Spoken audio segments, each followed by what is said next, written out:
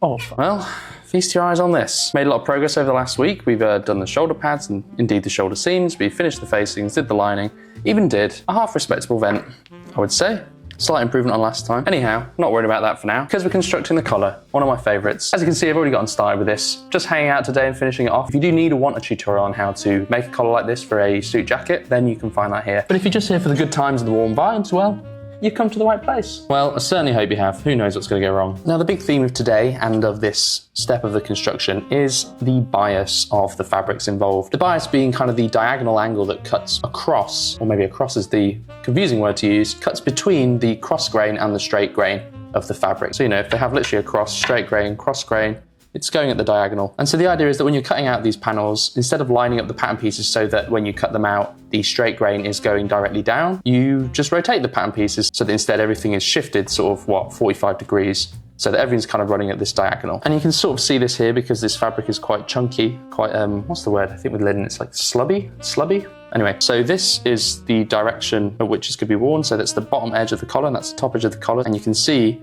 that the grain, rather than going down towards where the floor is going to be related to this piece once it's on the garment, the grain is actually rotated around and it's going this way. I can't actually remember which is the straight and the cross grain in this scenario. Let's say that's the straight grain, that's the cross grain. So that's what it means when you've cut something on the bias, or that is what results when you cut something on the bias. Now, the reason why this biasness is so important in the construction of the collar is because of all the three-dimensionality it needs to have, basically. It's wrapping around the neck and shoulders in essentially kind of two different directions at once. I'm going to use the iron and press the collar in such a way as to exploit the biasness of it, exploit that sort of instability, if you like, because the structure has been denied the stability of the straight and the cross grain. And yeah, using steam, using the iron, we're going to generate that three-dimensionality and achieve a shape that is actually more concordant with the shape of my neck, basically. Ugh.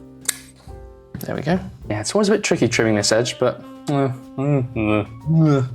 it'll do. So now these pieces are connected to each other, I can begin the preparations for the first of these ironing segments. So I'm putting it up along the roll line like this, basting that in place, and then yeah, you'll see what happens. Yeah, you know the best part about today?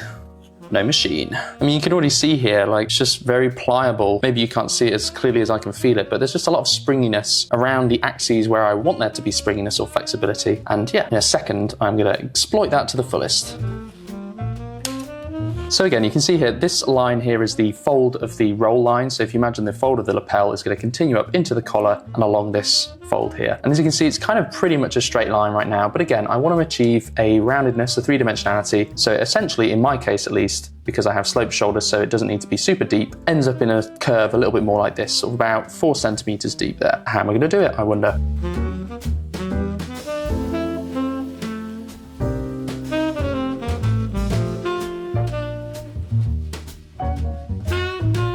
And this is what I mean. So again, a straight line no more. We get the ruler. You can see now that I've achieved this sort of 4 centimeters or so of depth, as opposed to being this more or less straight line. And again, this is now a fixed shape. So the bias cut of the fabric has allowed enough flexibility for me to mold basically the fabrics, these pieces, into this shape, which they now have. I could remold them if I wanted to, but as long as I don't do anything further, that's how they're going to stay. And yeah, that's just the brilliance of it. It means that it can curl around my neck in the manner it needs to in that one direction, I guess, along the sort of horizontal plane, before then sloping down across the front of my chest into the lapel. So it's just, yeah, it's just going to have that nice, almost like Mobius strip style structure, where it's kind of curving in two directions at once. And yeah, it's just brilliant. It's genius. Let's have a little bit of a tidy up here. I always end up with these scraps in my pocket for like 2 weeks. Bit of a nightmare. It's coming undone now. So if I open this back up, you'll see what I've meant. There you go. Just need to press these edges back out again, and then I think that shape will be a bit more recognizable. And here we are. Just press those out a little bit, and you can see now that's kind of a bit more like something that's going to curve around the neck and angle down while angling around at the same time. Bellissimo. Yep, as with the wedding suit, there was a slight drama with the shoulders and how that affects the collar and whatnot, partly because of a modification I'd made to slightly improve the balance. But yeah, I've ended up basically letting out the neckline by more or less a couple of centimeters, actually, getting rid of these persistent shoulder creases, which will show up if your neckline is too tight. Should be nice and comfortable, and I am constructing this collar with confidence, unlike last time. Away you come. I don't know if it's remotely worth me trying to show you this. This is like some of the most minuscule microscopic sewing, black on brown, etc. But I think maybe you can see those little cross stitches there. Let's just fast forward ahead, shall we? Oof, okay, well, that's that done. So the collar is now sort of more or less officially attached. I should say the under collar is officially attached. Time to get the top collar done. Instantly, you can also see there I lowered the, well, you can't really see, but I lowered the line of the neckline at the back to sort of get rid of some of that rippling, if you remember from the basted fitting episode a couple of weeks back. Oh, right, so this is the base piece for the garment fabric top collar. I'm also going to do a little bit of stretching here, although this is cut on the straight grain, this is just cut normally. But yeah, you'll see what I mean, hopefully, if I can achieve it in just a second. There you have it. Those little wriggles there on the top and the bottom, I've just stretched out using the iron again, and that's just going to allow a nice bit of ease for all the bending and curving that this needs to do in covering the undercollar. Then I'll keep doing that. Incidentally, another sewing recommendation, fabric shears, don't keep them on the corner of your table, right where your elbow is, right above your laptop, because you will slip, you will knock them off, and you will crack your screen. Bad idea. Yeah, I was actually quite surprised how far along I got over the intervening days, sort of evenings and weekend, doing a bit of catch up on this. Again, to call back to the theme last time of being pleasantly surprised that, you know, having been around the block a few times, things sort of fall into place a little bit more intuitively, and the headaches that do persist are ones to do with fit. Yeah, I mean, I still feel like the armhole, the chest fullness is not correct with this jacket. I need to return to the pattern and learn and understand the ways I can implement that. Gotta work on that. But overall, touch wood, this is going relatively smoothly, unless you count technological damages. Yoink. And for anyone who's perhaps considering embracing this as their own sort of long-term hobby, I can promise you, it's not remotely begun to get boring yet. There are always surprises down the way, always things you can improve on. The last time, oh my goodness. Always new degrees of bluntness that your shears can attain. Do behave. Ugh. Now, I've talked a lot, not only over the last few weeks, but over, well, I guess the whole time I've had this channel, about certain steps that are my favourite, certain steps that, you know, like setting the sleeves, sort of rather make me feel a little bit weak-bladdered. But I want to talk about this one because I cannot put my finger on it. This is just the most, well, it's not that it's insignificant, but it's just the most understated step where you're basically, okay, you have the seam allowance here of the outer edge, the top edge of the top collar, the bit that is going to run along the back of your neckline once the collar is worn and folded over. And all you're doing here is just basting up under the seam allowance so that it's creating this nice little ridge here between the melton underneath. And I cannot put my finger on it.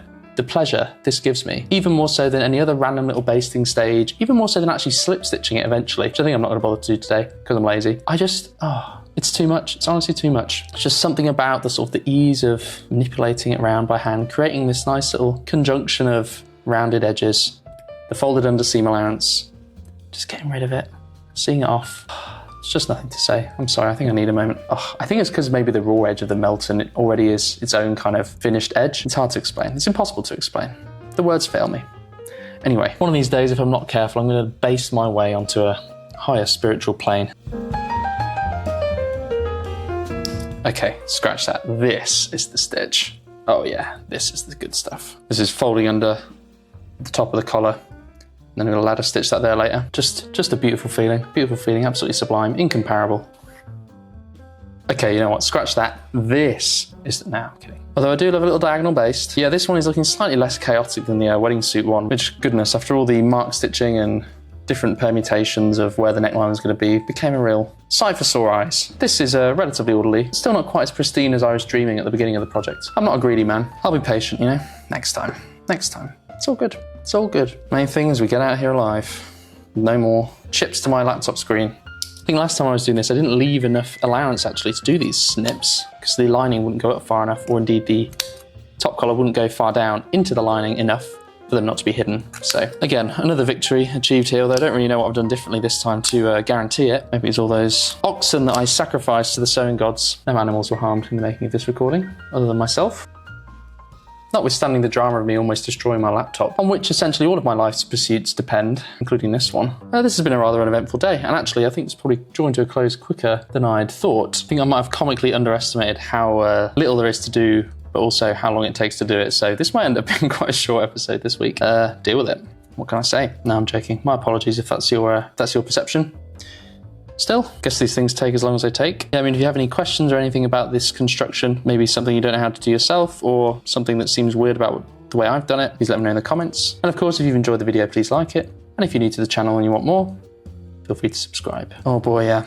These heatwave weeks, it's just hard to get anything done already, isn't it? What can I say? You all know what's coming next. It's time to set those sleeves. Let's see if I can improve on last time's showing, eh? I'm hopeful. I've tweaked my pattern a little bit.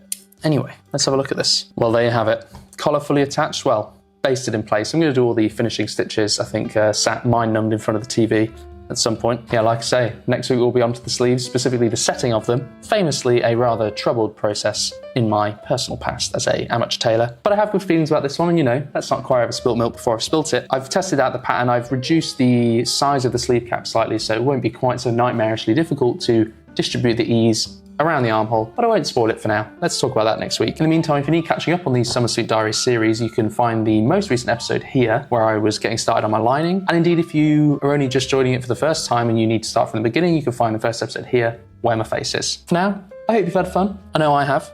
Catch you on the flip. Catch you on the flip. Apparently.